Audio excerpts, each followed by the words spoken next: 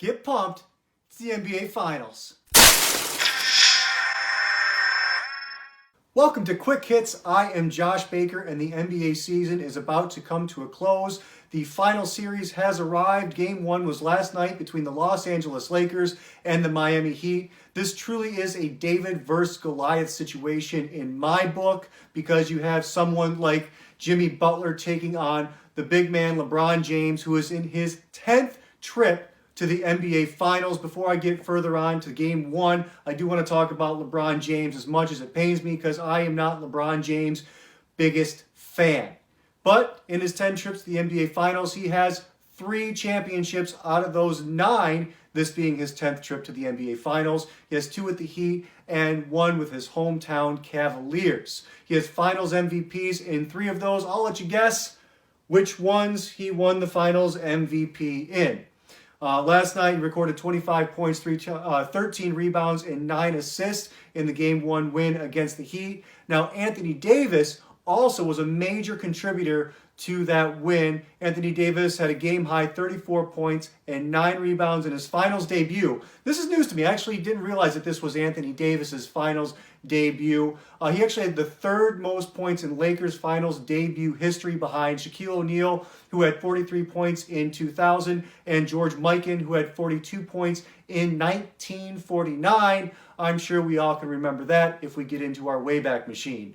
Down 13 points to the Heat. Early on, it looked like the Heat were actually going to turn it on against the Lakers, and I was really getting excited about that, because I would like nothing more than to see the Miami Heat turn the tables and beat the Los Angeles Lakers in a major upset and take home a ring, when they do it in a city that LeBron once again turned his back on when he went back home to the Cleveland Cavaliers after getting 2 titles. That's 2, not 3, not 4, not 5, not 6, and not 7. So he got 2 there. But nonetheless, he did go home and bring Cleveland a championship, so there's some kind of a good story there.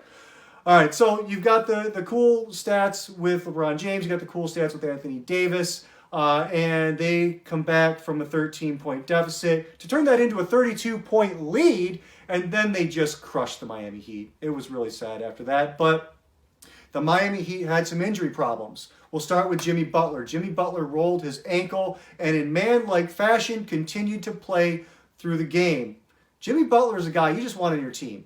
This guy is a motivator. He's strong. He wants to win. He's going to do anything he can to win, and he's going to play through pain. I like Jimmy Butler. I love Jimmy Butler. If we could have Jimmy Butler on the Detroit Pistons, I feel like that would instantly give us 10 more wins in the season, possibly even get us into the playoffs. Bam Adebayo. Okay, Bam Adebayo has a neck strain, and Goran Dragic has a plantar fascia tear in his left foot. That sounds very, very painful. Both are doubtful for Game 2, but if you have any kind of a tear in your foot, I can't imagine suiting up tomorrow to play Game 2 in the NBA Finals. That just sounds like an awful situation. In fact, I would be surprised, minus a whole hell of a lot of drugs injected into his foot and painkillers, that he's not going to play the rest of the series, and that's going to be a major problem for the Miami Heat. All right, so with those 2 out, I will say this. The Miami Heat really bullied the Lakers to begin, and it seems like that worked for them. And I think they need to do more of that. And I'm actually going to quote LeBron James on this next one. Quote, "I don't think in the beginning we played physical enough. You have to get a feel for how hard Miami plays. I think they smacked us in the mouth from that moment when it was 23-10.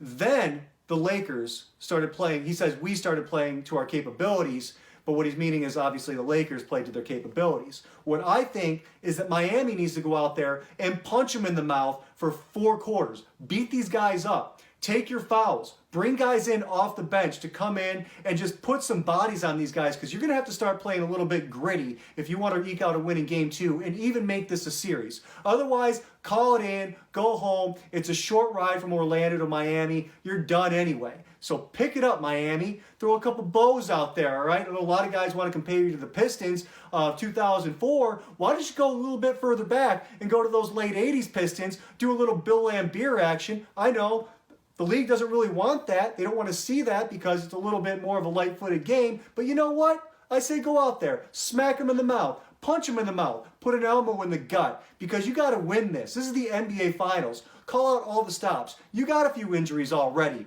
Take it to them. All right? Maybe I need to come down there, sit in the locker room, give you guys a little motivational speak. All right? It's Quick Hits. I'm Josh Baker. NBA Finals, Game 2, tomorrow night.